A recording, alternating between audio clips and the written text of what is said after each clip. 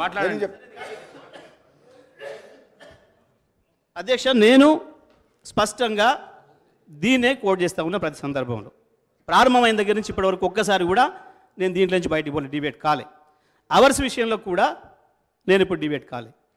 ఎక్కడైనా సరే మేము ఎంత పారదర్శకంగా ఉన్నామో చెప్పినాం.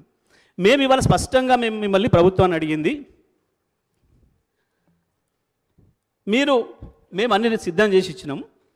24 గంటలు అన్ని రంగాల వినియోగదారులకి నాణ్యమైన విద్యుత్తును అందించినాం. మీరు దానికి కట్టుబడి ఉన్నారా లేరా, అది ఇస్తారా ఇవ్వరా, అది మొదలు చెప్పమని అడిగినాం. అధ్యక్ష, రెండవది కూడా కేంద్ర ప్రభుత్వానికి సంబంధించి అనేక ఇబ్బందులు మాకు ఎదురైనా మేము తట్టుకున్నాం. మాకు దాదాపు 35,000 కోట్లు కేంద్రం నుంచి ఆటంకం ఎదురైనా మీటర్లు పెట్టాలనే విషయంలో మేము ఎట్టి పరిస్థితులలో నా కంఠంలో ప్రాణం ఉండగా తెలంగాణ రైతుకు మీటర్ రానివ్వను అని మా ముఖ్యమంత్రి, ఆనాటి ముఖ్యమంత్రి కేసీఆర్ గారు శపథం చేసిండ్రు. దాని ప్రకారం మేము నిలబడి ఉన్నాం. ఇప్పుడు మీరు కూడా మీటర్లు పెట్టకుండా ఉంటారా ఉండరా స్పష్టం చేయాలని చెప్పి మేము కోరుతా ఉన్నాం. ఈ సభ ద్వారా రైతాంగం తరఫున మేము కోరుతా ఉన్నాం. మేము ఇచ్చిన పద్ధతుల్లోనే 24 గంటలు అన్ని రంగాల వినియోగదారులకు ఇస్తారా ఇవ్వరా చెప్పాలని చెప్పి మేము స్పష్టంగా కోరుతున్నాం. అధ్యక్ష, ఇవాళ మేమేం కరెంట్ ఇవ్వలేదు, వాళ్ళు తయారు చేసిపోయిన కరెంటే, వాళ్ళు పెట్టిన చెట్లకు మొలిసిన కరెంటే మేము ఇచ్చిన మాట్లాడుతున్నారు. అధ్యక్ష, సమైక్య ఆంధ్రప్రదేశ్లోనే ఉన్ననాడు మీరు ఇవన్నీ ప్రారంభించింది నిజమే అయితే ఎందుకు ఇవాళ ఆంధ్రప్రదేశ్లో ఇప్పటికి కూడా 7 గంటల కరెంట్ వస్తుంది రైతాంగానికి? ఎందుకు ఇంకా అక్కడ విద్యుత్ కోతలు ఉన్నాయి? ఎందుకు మీ పరిపాలనలో ఉన్న రాజస్థాన్లో విద్యుత్ కోతలు ఉన్నాయి? ఎందుకు మీ కర్ణాటకలో విద్యుత్ కోతలు ఉన్నాయి? ఇవాళకి కూడా 3 గంటలకు మించి ఇస్తలేరు అని చెప్పి కర్ణాటకలో రైతాంగం పెద్ద ఎత్తున రోడ్ల మీదకి వచ్చి ప్రదర్శనలు చేస్తున్నారు. ముసళ్ళను తీసుకొచ్చి అక్కడ వదిలిన సంఘటనలు మనం చూస్తున్నాం. మీ పరిపాలనలో ఉన్న ఏ ఒక్క రాష్ట్రంలో కూడా రైతాంగానికి ఇంతవరకు కూడా 9 గంటల విద్యుత్ ఇచ్చిన పాపాన పోలేదు. ఇవాళ రైతాంగానికి అందుబాటులోకి తీసుకొచ్చి 24 గంటలు కరెంట్ ఇచ్చిన ఏకైక రాష్ట్రం తెలంగాణ రాష్ట్రమే. గత 5 సంవత్సరాలు 2018 నుంచి డిసెంబర్ వరకు కూడా, మొన్న డిసెంబర్ వరకు కూడా ఇచ్చింది మేమే అనే విషయాన్ని మేము స్పష్టంగా చెప్తున్నాం. ఇవాళ రైతాంగంలో ఉంది, రైతాంగం స్పష్టంగా ఉన్నారు, ప్రజలందరూ స్పష్టంగా ఉన్నారు. ఏ పారిశ్రామికవేత్తను అడిగినా చెప్తారు, ఏ విద్యార్థిని అడిగినా చెప్తారు, ఏ అక్కని అడిగినా, ఏ తల్లిని అడిగినా, ఏ చెల్లిని అడిగినా చెప్తారు. మంచిల బాధలు ఆనాడు ఏముండే, ఇవాళ ఏముండే, కరెంటుతో ఏకంగా సమస్యలు పడ్డారు, బోర్ బావుల దగ్గర పోయి ఎన్ని గంటలు ఎట్లా నిలబడ్డారు, అన్ని విషయాలు కూడా ప్రజల ముందు ఉన్నాయి. మేము స్పష్టంగా చెప్తున్నాం, తప్పకుండా మేము చేసింది ఏదైతే ఉందో దాన్ని నిలబెట్టుకునే ప్రయత్నం చేసినా చాలు. మీరు అంతకంటే గొప్పగా చేయడం మీతో కాదు, మాకు ఆ సంగతి తెలుసు, కానీ అది నిలబెట్టుకున్నా చాలు. ఇప్పటికైనా మేము అడుగుతున్నది స్పష్టంగా చెప్పమని, ఈ చర్చ ద్వారా తెలంగాణ రైతాంగానికి మీటరు లేకుండానే విద్యుత్ ఇస్తారా ఇవ్వరా, 24 గంటలు అన్ని రంగాల విద్యుత్ వినియోగదారులకు అందిస్తారా ఇవ్వరా స్పష్టంగా చెప్పాలని, ఈ శ్వేతపత్రం ఏదైతే ఉందో దీన్ని తప్పుతడక చేసుకున్నారు. పవర్ టారిఫ్కు సంబంధించి కూడా పవర్ టారిఫ్ను మేము ఏ పరిస్థితులలో కూడా రైతాంగం మీద భారం పడొద్దు, ప్రజల మీద, వినియోగదారుల మీద భారం పడొద్దు. ట్రోప్ ఛార్జీల పేరు మీద ప్రజలపైన, వినియోగదారులపైన భారం పడుతుంది అని చెప్పేసి ఆ రోజు గౌరవ ముఖ్యమంత్రి, ఆనాటి ముఖ్యమంత్రి గారు, మా నాయకుడు కేసీఆర్ గారు, అది కూడా మనమే తీసుకుందాం. రైతాంగం పైన ₹1 ఖర్చు పడొద్దు, ప్రజలపైన భారం పడొద్దు. తెలంగాణ ప్రజలు 60 ఏళ్ళు అనుభవించిన శిక్ష చాలు, ఇక మళ్ళీ శిక్ష పడనియొద్దు అని చెప్పి ఆ రోజు నిర్ణయం తీసుకున్నారు. టారిఫ్ కూడా పెంచకుండా ఉండాలి. అంతేకాదు, మీరు ఇచ్చిన 200 యూనిట్ల వరకు అందరికీ తెల్ల రేషన్ కార్డులు ఉన్న ప్రతి ఒక్కరు కూడా ఏదైతే ఫ్రీగా విద్యుత్ ఇస్తానన్నారో ఆ విద్యుత్ కూడా అందిస్తారా ఇవ్వరా, దాని నుంచి కూడా తప్పించుకుంటారా చెప్పాలి. తప్పకుండా మీరు కరెంటు టారిఫ్ను కూడా పెంచకుండా ఉన్నదున్న పద్ధతుల్లో రూపాయి అప్పు లేకుండా తప్పకుండా మీరు చేయాలని మేము కోరుకుంటున్నాం. ఆ రకంగా మీరు ఇచ్చిన అన్ని హామీలు నెరవేర్చాలి. ఈ రాష్ట్ర ప్రజలపైన, రాష్ట్ర ఖజానా పైన రూపాయి అప్పుభారం పడకుండా తప్పకుండా మీరు ఏదైతే చేస్తామని చెప్తున్నారో ఇవాళ దాన్ని మేము వెల్కమ్ చేస్తున్నాం. మీ విచారణను కూడా వెల్కమ్ చేస్తున్నాం, ఏం సందేహం లేదు. కానీ ఇచ్చిన మాటలు తప్పించుకోవడం కొరకు కుంటి సాకులు వెతికే పనిలో మాత్రం పడొద్దు. ఎట్టి పరిస్థితులలో దాని కొరకు ఈ సభను వినియోగిస్తున్నారని చెప్పి మేము అనుమానపడుతున్నాం. ఆ రకంగా ప్రజల్ని మోసం చేయడానికి కాకుండా ప్రజలకు మెరుగైన పరిపాలన అందించాలని చెప్పి కోరుకుంటూ తమరికి ధన్యవాదాలు తెలియజేస్తూ సెలవు. అధ్యక్ష రాజగోపాల్ రెడ్డి గారు.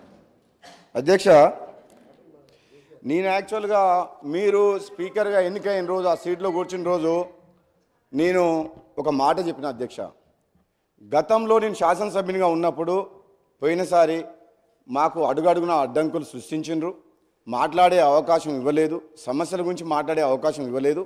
కానీ నేను మన ప్రభుత్వం మీరు సహకరించి ప్రతిపక్ష సభ్యులకు సమయం ఇవ్వాలి, ప్రజాస్వామ్యాన్ని కాపాడే విధంగా వాళ్ళందరినీ కూడా వాళ్ళ గొంతు నొక్కేయొద్దని చెప్పి నేను మిమ్మల్ని అభ్యర్థించిన, నేను సహకరిస్తానని కూడా చెప్పిన అధ్యక్ష. కానీ ఈరోజు మొదటి రోజు నుంచి వాళ్ళ ప్రవర్తన చూస్తుంటే వాళ్ళ మాట్లాడే విధానం, గవర్నర్ ప్రసంగం మీద కూడా చూస్తుంటే ఎంత అధికారంలో పర్మనెంట్గా ఇక్కడనే ఉంటాం అనుకున్న వాళ్ళు ప్రజలు ఇచ్చిన షాక్ ట్రీట్మెంట్తో అక్కడికి పోయిన తర్వాత మతి భ్రమించి ఫ్రస్ట్రేషన్లో ఏం మాట్లాడుతారో అర్థమవుతలేదు అధ్యక్ష. నిజంగా వాళ్ళు ఏమనుకున్నారు, ఈ తెలంగాణ రాజ్యానికి రాజు మీరందరు ప్రజలు, మీరు బానిసలు అనే ఒక భావనలో వాళ్ళు ఉన్నారు. కానీ ఈ ప్రజలు వీళ్ళు ఇన్ని పనులు గొప్ప పనులు చేసినామని చెప్పిన తర్వాత కూడా వీళ్ళ అహంకారమైన మాటలు చూసి బుద్ధి చెప్పాలని ఇక్కడ ఉన్న వాళ్ళని అక్కడికి పంపించారు అధ్యక్ష. ఇంకా కూడా బుద్ధి రాకుండా ఇష్టం వచ్చినట్టు నోటికి పార్టీలు మారినామని చెప్పి మా కోమటిరెడ్డి బ్రదర్స్ అంటున్నారు. మీ నాయకుడు కేసీఆర్ గారు ఏ పార్టీలో రాజకీయ జీవితం మొదలుపెట్టిండ్రు, ఆ తర్వాత కాంగ్రెస్ నుంచి టీడీపీకి ఎట్లా వచ్చిండ్రు, ఆ తర్వాత టీఆర్ఎస్ 3 పార్టీలు మారిన చరిత్ర మీ నాయకుంది. అది మర్చిపోవద్దు అధ్యక్ష. నేను ఎక్కువ మా డిప్యూటీ సీఎం గారు ఈ పవర్ పాయింట్ ప్రజెంటేషన్ శ్వేతపత్రం సంబంధించి కొన్ని విషయాలు చెప్పిండ్రు. దాంట్లో ఆ బుక్లో క్లారిటీగా ఉన్నాయి నెంబర్స్. గత 10 సంవత్సరాలలో వీళ్ళు చేసిన విధ్వంసం వల్ల ఈ విద్యుత్ సంస్థలు ఎట్లా నష్టాలకు పోయినాయి అని చెప్పి శ్వేతపత్రంలో చాలా డీటెయిల్గా ఉన్నది. అందులో లోతుగా నేను పోను అధ్యక్ష. అదేవిధంగా ఈ మంత్రి గారు మాట్లాడిన మాటలు విన్న తర్వాత గౌరవ ముఖ్యమంత్రి గారు కూడా యాదాద్రి పవర్ ప్లాంట్ విషయంలో కానీ భద్రాద్రి పవర్ ప్లాంట్ విషయంలో అవుట్డేటెడ్ టెక్నాలజీ తీసుకొచ్చి ఏ విధంగా మనకు 4 రూపాయల యూనిట్ దొరికే పవర్ని 6-7 రూపాయలకు పోయిందో వాళ్ళు చేసిన తప్పిదం మీద, అదేవిధంగా ఛత్తీస్గఢ్ తోటి మనం ఒప్పందం చేసుకొని సకాలంలో డబ్బు చెల్లించకుండా ఈరోజు బయట ఎక్కువ రేటుకు ఛత్తీస్గఢ్ అగ్రిమెంట్ కాదని చేసిన పొరపాట్ల మీద ఎంక్వైరీ చేస్తామని చెప్పి చాలా డీటెయిల్గా చెప్పారు అధ్యక్ష. వీళ్ళ భవిష్యత్తు ఎక్కువ రోజులు ఏం సమయం పట్టదు. మీరే ఎంక్వైరీ ఆర్డర్ ఇచ్చిండ్రు, ముఖ్యమంత్రి గారు ఆదేశించిండ్రు. దర్యాప్తు సంస్థలు ట్రాన్స్పరెంట్గా బయటకు వచ్చిన తర్వాత వీళ్ళ గురించి ఇప్పుడు ఆలోచించుకుంటే జాలేస్తుంది, బాధ అవుతుంది. రాబోయే రోజుల్లో వీళ్ళ పరిస్థితి ఎట్లుంటుందని చెప్పి భయంకరమైన పరిస్థితిలో మీరు నెట్టబోయబడతారు. మీరు చేసిన తప్పులు మామూలు తప్పులు కాదు. ఈ రాష్ట్ర ప్రజల జీవితాలతో ఆడుకొని ఎన్నో ఆశలతోటి ఆత్మ బలిదానంతో వచ్చిన తెలంగాణని అప్పులపాలు చేసి ఈయన అంటాడు మన మంత్రి గారు, మాజీ మంత్రి గారు కిరసనాయిల దీపంలో చదువుకున్నంట. ఈ కిరసనాయిల దీపంలో చదువుకున్న మాజీ మంత్రి, కిరాయి ఇంట్లో ఉన్న మాజీ మంత్రి 2014లో ఈరోజు నాగారం తుంగతుర్తిలో బంగ్లా కట్టి 1000 కోట్లు ఎట్లా సంపాదించిన అధ్యక్ష? ఎక్కడికి వెళ్ళి వచ్చినాయి అధ్యక్ష? రాష్ట్రాన్ని అప్పులోకి నెట్టేసి, ఈ పవర్ మినిస్టరు విద్యుత్ సంస్థలను అప్పులోకి నెట్టేసి, ఈయన మంత్రిగా మాత్రం భూములు, ఇసుక మాఫియా 1000 కోట్లు దోసుకున్న చరిత్ర ఈయనది మాకు చెప్తున్నా అధ్యక్ష. మరి అన్ని మాటలు నన్ను అన్నప్పుడు నేను మాట్లాడగా అధ్యక్ష, నన్ను పార్టీ మారినమని అన్నాడు అధ్యక్ష. ఈ పార్టీలో ఉన్నా ఆ పార్టీలోకి పోయినా ప్రభుత్వ వ్యతిరేకంగా పోరాటం చేసి నా ఆశయం లక్ష్యం ఒకటే అధ్యక్ష, ఈ కుటుంబ పాలన పోవాలి, నియంత పాలన పోవాలని తెలంగాణ సమాజం మొత్తం తెలంగాణ ఇచ్చిన కాంగ్రెస్ పార్టీ వైపు చూస్తే మళ్ళీ కాంగ్రెస్ పార్టీకి వచ్చిన మీకు అర్థం కాలేదా? నాలాంటి వ్యక్తి మళ్ళీ వాపసు వచ్చిందంటే మీ పని అయిపోయిందని మీకు అర్థం కాలేదా? నేను వచ్చిన తర్వాత మీరు అటుపక్క పోయిన మాట మర్చిపోకండి. పార్టీ మారింది ప్రజల కోసం.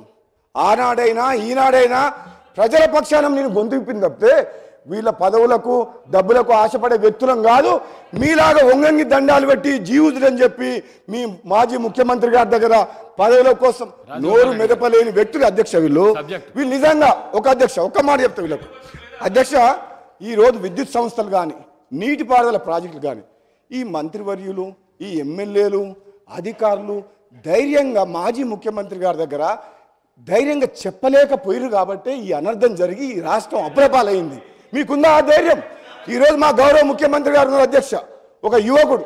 మేము చెప్తున్నాం అధ్యక్ష, నిజంగా ఏ సమస్య వచ్చినా ఏ ఏ ఏ నిర్ణయం తీసుకున్నా తప్పుని తప్పని చెప్పి ముఖ్యమంత్రి గారితో చర్చించి నిర్ణయాన్ని మార్పించే శక్తి మాకుంది. మీకుందా అధ్యక్ష?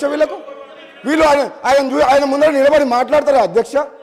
వీళ్ళు ఒక నియంతలాగా పరిపాలిస్తున్న ప్రజాస్వామ్యం కూని వేసి ప్రశ్నించే గొంతు లేకుండా చేసిన ఆ ముఖ్యమంత్రికి మాట్లాడే ధైర్యం వీళ్ళకుందా అధ్యక్ష? వీళ్ళు పదవుల కోసం జీహుజులు అనుకుంటా వేల కోట్లు దోసుకున్న చరిత్ర వీళ్ళది అధ్యక్ష. అధ్యక్ష